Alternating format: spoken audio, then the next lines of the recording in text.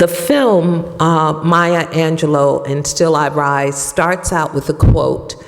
And when you're a filmmaker, film is not a multiple choice question, nor is it a fill in the blank. You have to chase the story until it starts to chase you. You don't know what that story is going to be. You also don't know what your opening is going to be, and you throw out a lot of openings before you find something. And when we found these words in a piece from the BBC, maybe when Maya Angelou was in her 60s, we knew we had found the beginning of the poem. And the quote is, "You may encounter many defeats, but you must not be defeated. In fact, it may be necessary that you encounter defeat so that you know who you are." And that quote stands with me. It's a through line and runs through the film, and I think it runs through all of us in our situations now, individually and politically. Whatever is happening in your life, you encounter defeats, and you must not be defeated, and you aren't because you're here. And so it became intentional for her. That begins the film. And I think that as a filmmaker, I want to tell you a little bit about myself, and I want you to think a little bit about yourself, because I think our beginnings are very important. We come from a place, we come from parents, we come from a country.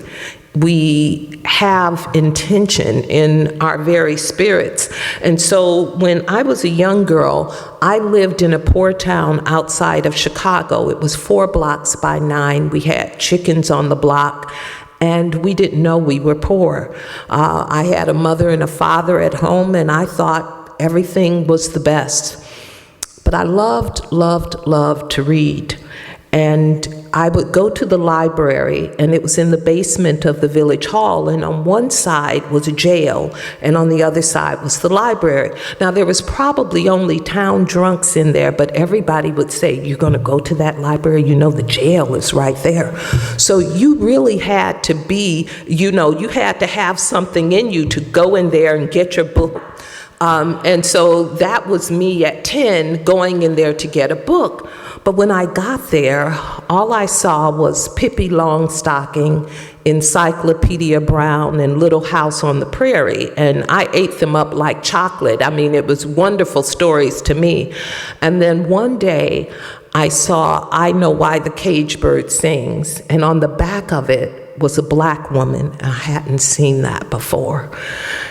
And I grabbed that book and I ran all the way home, and I sat down to read it, and I had so many emotions because I think I was about 11 years old, and I think that the book was banned at the time in a lot of places and continued to be for many years before it became a course adoption all over the world.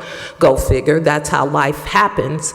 But I read that book and I was embarrassed. She told stories about our community that I thought were private, and I didn't understand sexual abuse. Thank God I didn't have to understand it. And so I thought, what is she doing? I'm going to write a book, and you're not going to be able to tell whether I'm black or white, and I'm not going to tell any of this. And then I grew up. And by the time I got to the point of writing a book, I realized our story is our story. It's not clean, and as she would say, it may not be pretty, but this is the life that you have.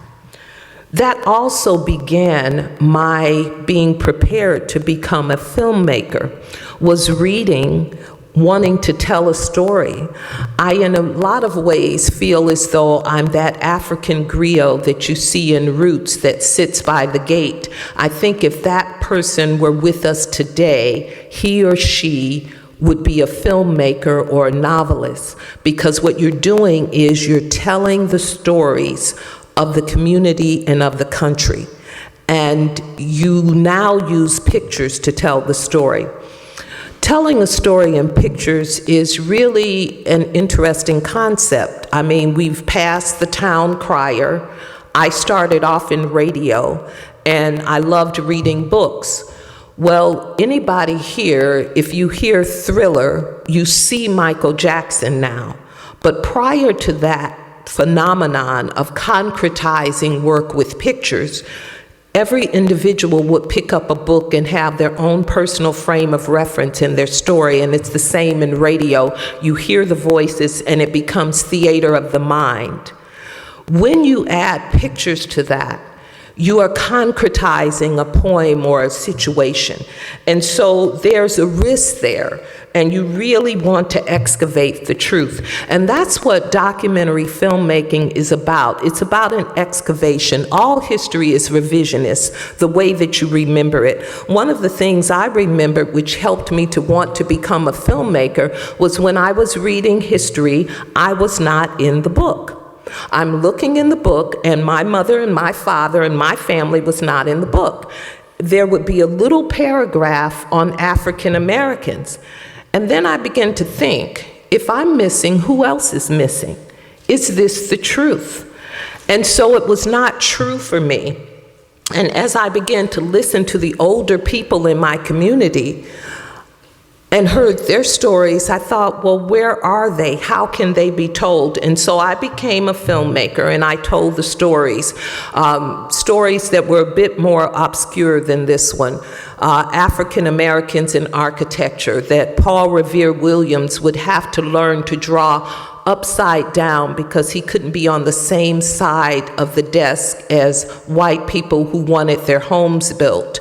But he would stay up and he would draw upside down, and so he built Johnny Carson's home, and he built homes that way. And that Black women's stories just weren't there. And so I began to work on that.